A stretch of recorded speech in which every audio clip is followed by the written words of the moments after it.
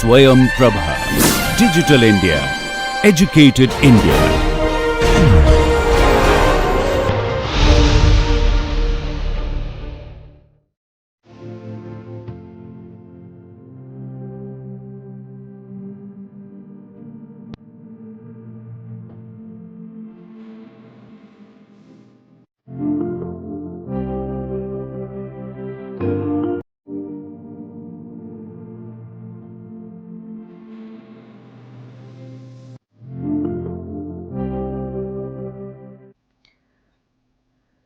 Welcome back to the lecture 2 of the course on training and development. In the earlier lecture, we had learned about the initial concepts of who is an employee, what is an organization, both as a structure and process of bringing people together, dividing the responsibilities and grouping work together so that they can function together towards achieving the goals of the organization. We understood like the employees are not only people who work for the wages in return of the work that they do for the organization, but there are further responsibilities of the employees towards the organization and also the organization's responsibilities towards the employees in helping them to grow in order to so that they can better perform and contribute to the goals of the organization, to provide them with the facilitating opportunities for that through the training and development. We came to understand training and development are educational processes, learning processes, where training is more focused towards the specific skills that the employee need to develop for the purpose of doing the job properly. And development is more generic in nature, where we are focusing towards getting enriched with general competencies which help us to grow as a person and become more competent for performing in the present or the future job and contribute better to the purpose of the organization in the different roles that are coming up. We have seen how the concept of employees have shifted towards the human capital, where the organization is investing in the growth of the employees with time, money, energy, training program, education and programs, so that they become more enriched and valuable resources to contribute to the purpose of the organization, and they also grow as a part of it, and how there is a synergy established between the growth needs of the employees and the growth needs of the organization. And training helps, training development, education helps both the employees and the organization to grow together. One thing which becomes very evident in this whole discussion is the employer-employee relationship. If the employer doesn't understand the needs and aspirations of the employees, and the employees are not aware of the needs, aspirations and the vision of the employers, it's very difficult to team up together and work towards a synergy towards achieving a common goal.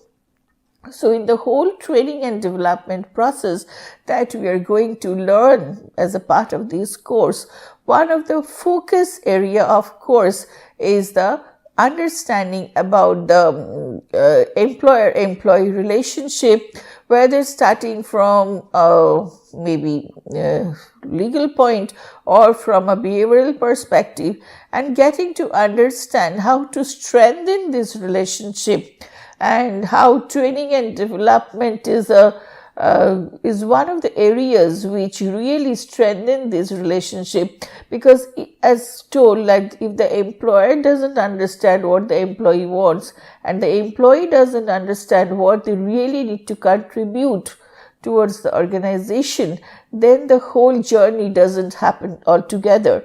So here in this session now, we are going to discuss on this very, very important topic, which is employer-employee relationship. So let us begin. So as we discuss, employer and employee relationship always give better benefit to the organization. Here we will be discussing about the issues related to it. So what is employer-employee relationship? When the employees have a strong, healthy relationship with their employers, the entire company benefits. Studies show that the employees who have mutually respectful relationship with their employers are more likely to be happy, loyal and productive in the long run.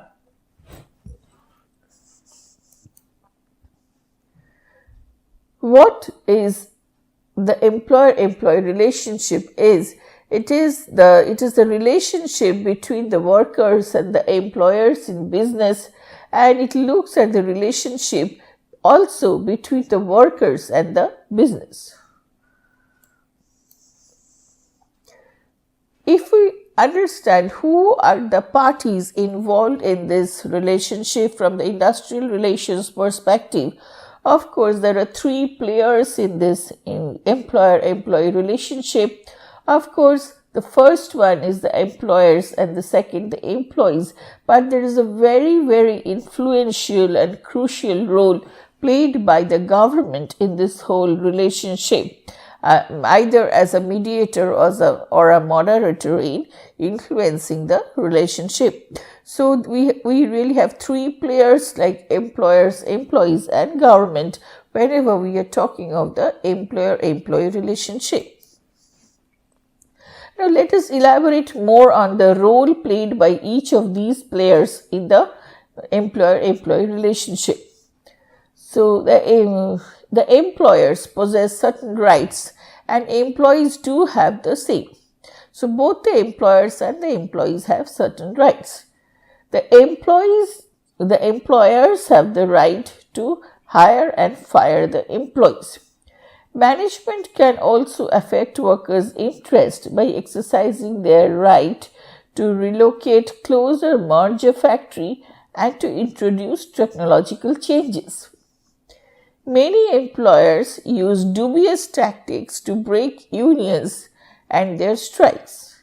Employers try to gain loyalty of workers in various ways. They are concerned with imposing motivation, commitment and efficiency of the employees. So what we see over here, employers have the sole right to hire and fire employees, and they can also impose their own wish to relocate, close or merge a factory and to introduce new technological changes which may have a huge impact on the workers' interests. And they can play various tricks, techniques, political techniques also to gain loyalty in the workers in various ways. So this is one aspect when we are talking of like the rights possessed by the employers. Who are the employees and of course what are their rights? The employees exchange views with management and voice their grievances with the view to improve the terms and conditions of their employments. They also want to share decision-making powers to management. In this struggle, workers get support from trade unions and labor legislation. Trade unions exert power both at plant level and industry level. So we can understand the third player in this relationship is the government. The government has come to play an increasing role in employer-employee relations to protect the interests of both the employers and the employees. Both the state and central government evolve, influence and regulate employer-employee relations through laws, rules, agreements, awards of court, executive and financial machineries. So, what we have seen over here in the past three definitions which we have seen from the industrial relations perspective, we can see that it is the employer's right to hire and fire, employer's right to relocate, employer's right to change like employers' right to stop people from working, and also maybe employees' right to find a place in the decision making power, employees' right to place some demands with the help and maybe taking the help of the trade unions and the government's act in trying to balancing each other so that both the rights are respected, which tries to come to a picture as if these two parties, the employers and the employees, are really at the opposite end of the two worlds, and there is a lot of tug of war going on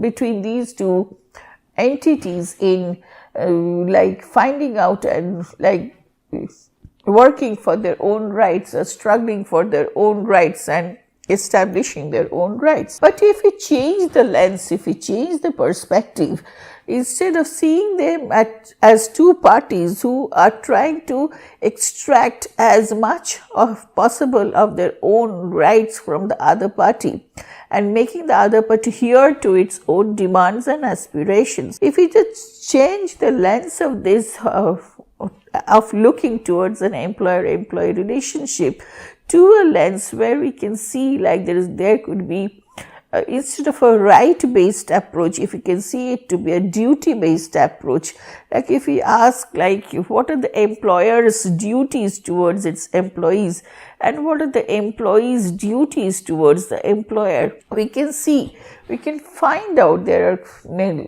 employer's duties is also to help the employees to grow, is to help the employees to flourish within the organization, because they are coming and giving a considerable part of their time of the day and part of experience that they have in helping the organization reaching its objective.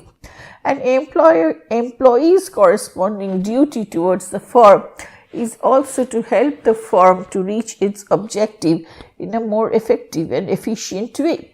So if we are changing the lens from the right of the employees and the employers towards the duty of employees and employers towards each other, so it brings them more closer to each other and think of the other, become more empathetic towards the other, and start a journey together which enriches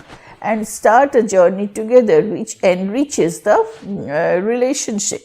So if we look at this relationship from this collaborative perspective, what we get to see, the employer-employee relations are not only just this thinking of me or myself, but it could be we or ourselves also, where employee and employer think of mutual beneficial and respectful relationship of each other. So we can say the employer-employee relations include both the individual relations as well as collective relations, where the individuals and the groups of employees are working together towards the organization, and the organization is also taking care about the employees and the group members. So, and it is not really limited between the trade unions and the employer, but also extends to the general web of relationships between employers, employees and the government. So it is a dynamic and developing concept. It undergoes change with the changing structure and environment of the industry. So somewhere there is a difference between human resource management and employer-employee relations. In human resource management, it mainly deals with executive policies and activities regarding the human resource aspects to the enterprise, while employer-employee relations are mainly concerned with employer-employee relationship. So, as we can understand, employer-employee relationship also does not function in a vacuum. So, it is really the composite result of the attitudes and approaches of the employers and the employees towards each other. So as I was telling, it is how you are looking at the other person, how you are approaching the other person, whether you are respectful to the rights of the other person also. So it's very important to have a respectful outlook towards the other person, to respect the dignity of the other person. So to be dutiful to the other person or the other entity. So to be grateful, to gratitude is very important. So these are obviously how you are, what is your attitude towards the other entity and towards each other. So this establishes a bond between the employers and employees. And whenever we are thinking of this bond, a collaborative bond, so that where each of these me entity becomes a we entity, and both think of proceeding together by exchanging their strength points with each other, like compensating for each other's weaknesses, then what happens? The employer-employee relationship thinks of, like incorporating training and development in it, so that with the training processes, the employers help the employees to become more competent with the development given by the development that happens to the employees, help them to become more competent and to contribute towards the organization's growth. So it is very important that the employer-employee relationship it becomes a very harmonious relationship, because whenever we are talking of employer-employee relationship, it is not only the employer and the employee per se, but it is also the employers and their unions or associations, and employees and their unions, and the government. So there is a whole network of relationship which is occurring, and it is very, very important for the growth of the organization, for the sustainability of the organization. And it is also the relationship of the organization with the outside world, with the outside society, with the community from which actually it is drawing its resources. And employees somewhere represent the voice of the community also, because they come from the community. So, or the local perspectives wherever you are doing your business. So this healthy relationship between employer, government, and their associated connected parties, whoever we are talking of, is very important for the sustainability of the organization also. So it is very important how to assimilate the views of the other party into your own views, so that you can help to you can understand the perspective of the other person and help each other to grow. That is a very, very important. So whenever we are talking of training and development over here, employers' duty is to enrich the employees, of course, with the training opportunities that is best needed for the organization, and which also reflects the employees' need of growth for enhancing one's capabilities. But it is equally a responsibility then of the employees to give back to the organization in terms of their best performance, their best effort, which contributes to the growth of the organization and of the society at large. So what we can understand, there is a wide scope of employer-employee relationship, and so whenever we are talking of employer-employee relationship from our perspective, and we are focused towards our own watertight rights that the employers may have and the employees may have, what we find, there could be many issues in employer-employee relationships, and a better relationship, of course, helps in a grievance and their redressal, workers' participation in management, ethical code and discipline, collective bargaining, then standing orders and it helps for the machineries for settlements of disputes. So these are the IR aspect of it, industrial relations aspect of it.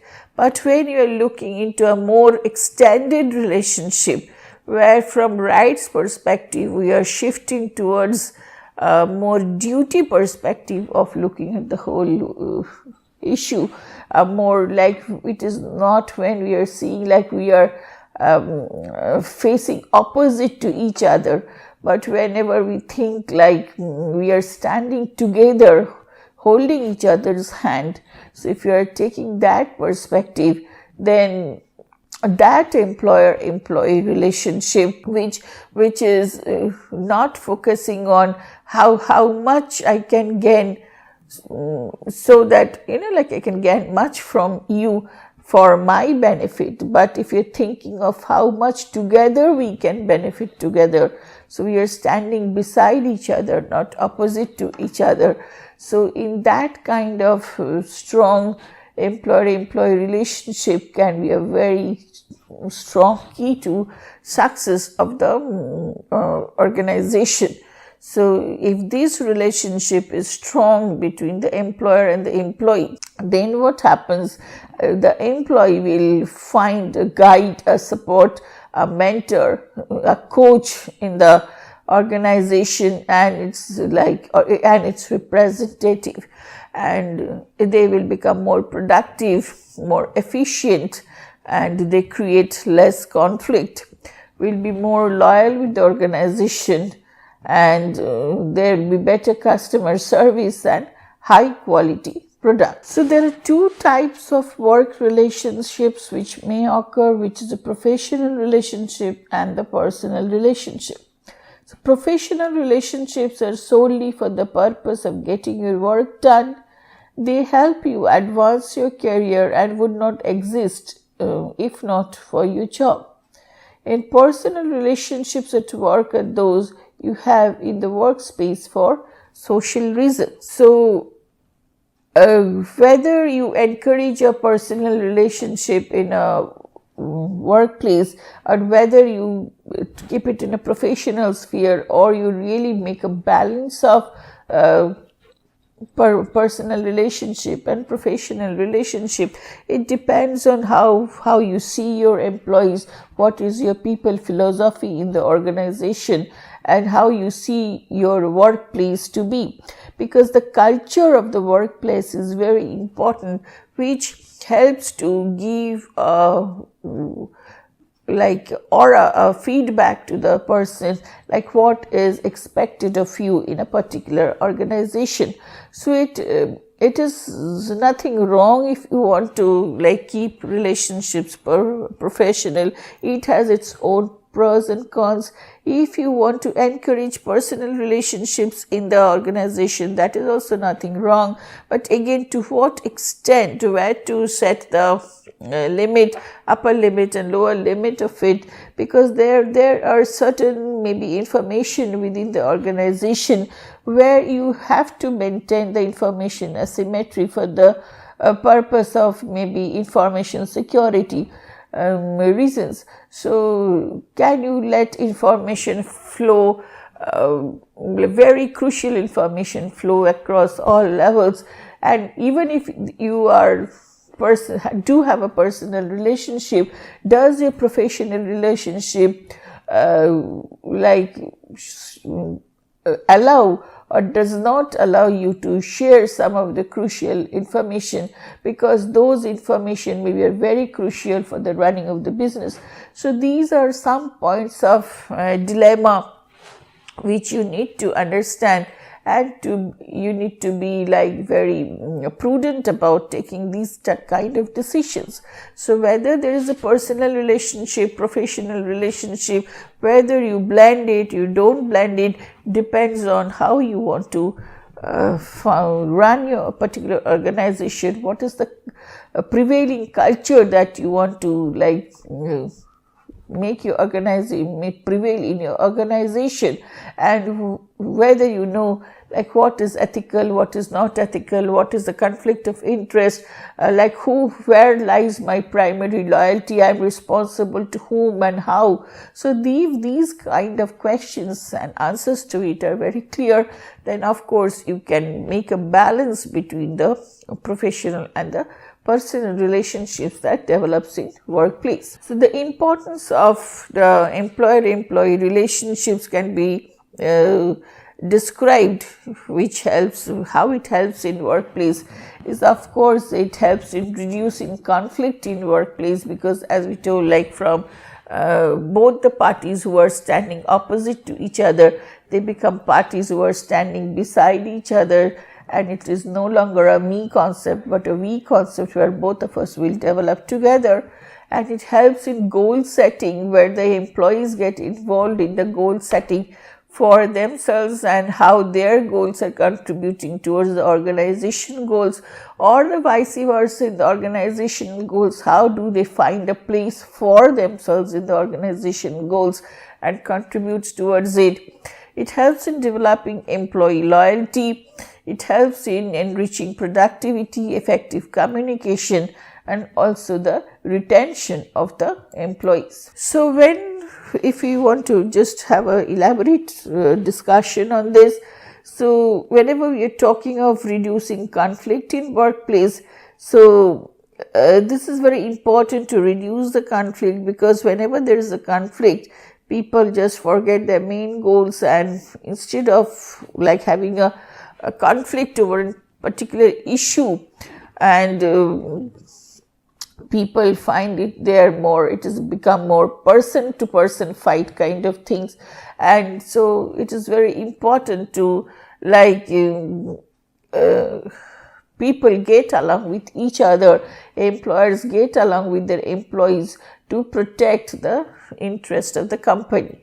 So it is very important that the conflicts are resolved properly, so that if it is a task related conflict, if it is a conflict regarding how to solve a particular problem or reducing conflict in the workplace, so it is very important that the conflicts are resolved properly in the organization, because the main goals of the organization is to reach a particular objective. So if the conflict is regarding the problem solving and finding out better ways to reach a particular solution, then that conflict is healthy, because it is a task related conflict. But often people forget about these kind of conflict and get engaged in person related conflict and start fighting with each other, and resolving that becomes either very sentimental, emotional, and becomes very difficult. So that's why it is very important that the employers and the employees get along with each other in the best interest of the company. And if like even if it is a conflict, it is a task related conflict which gives better ways of like dealing with the organizational problem, but the conflict should never stand in the way of reaching the goals of the organization. Setting goals. Employees may accept increased accountability as they recognize how their individual performance directly impacts the company goal. Employee loyalty is also very important. When the employees are loyal to their employers, they tend to stick around for as long as the journey lasts. Not only will they work hard to the success of the company, but they'll also try to defend the goodwill of the company whenever it is necessary. Productivity. So when the employers and the workers develop a rapport in the workplace, the job becomes more interesting, simpler, and motivating.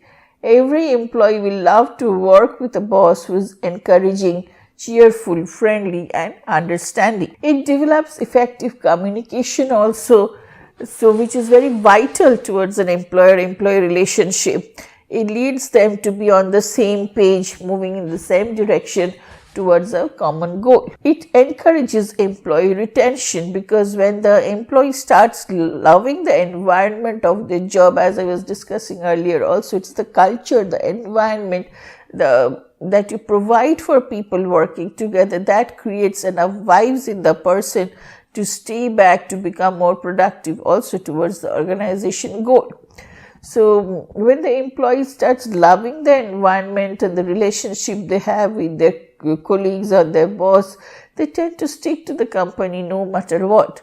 Business organizations can channel the money they spend on recruitment and training towards the growth and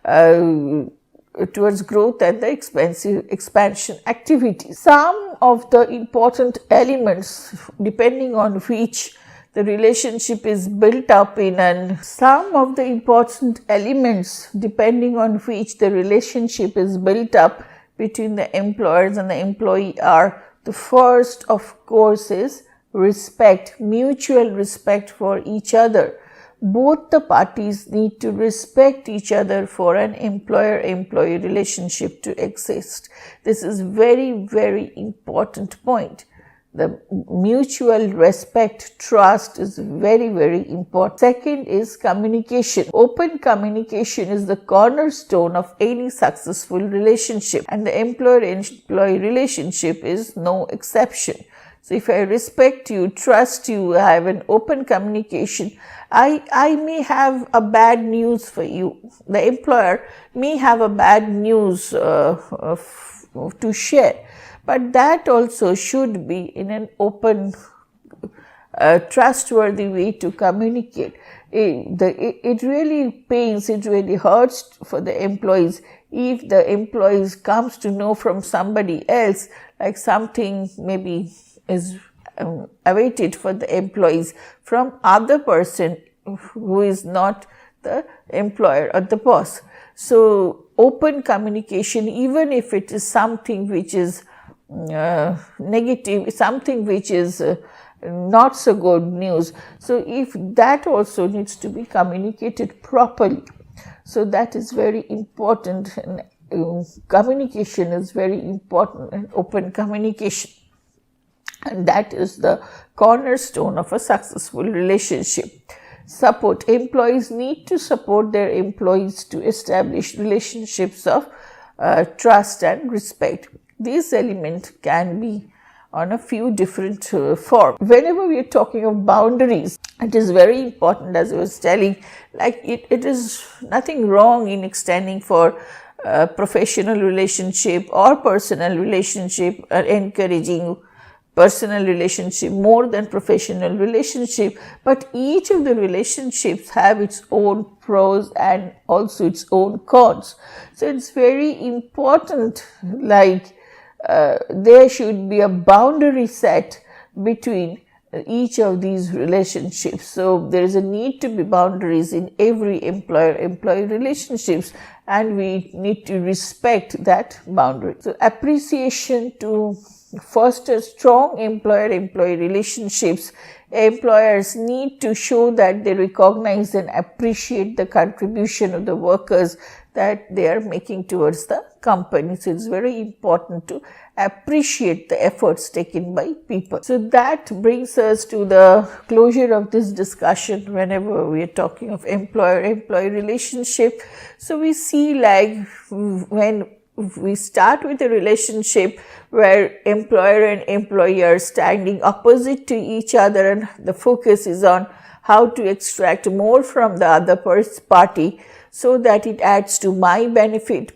And then we change the lens and see how we are standing, and we need someone as government in between so that they help us to talk with each other, to a relationship where we are standing beside each other, holding each other's hand, knowing each other's strength and weaknesses, and acting in a complementary way, collaborative way, so that we can strengthen each other's hand, hold our hands tight together so that we can move towards a common goal that makes in reaching that common goal, we find fulfillment of our goals also, our own goals also. So if when from that oppositely face-to-face relationship, we can make the employees and employers stand together, holding each other's hand for a collaborative relationship, reaching to the bigger purpose of fulfilling the goals of the organization, and in that finding a place for success of one's own goal. That is where the success of the employer and employee relationship lies, and that is possible. This itself is a training, this itself is this realization itself is a learning from changing one's own perspective. This is itself a development of changing one's perspective of how to look at the other party and how to change the relationship, so that from where we were just seeing each other's opposite to each other, now we see and find each other beside each other and thinking about one another and moving close together for a common purpose is itself a learning, is itself an education, is itself a development. So with that, we come to the end of this session.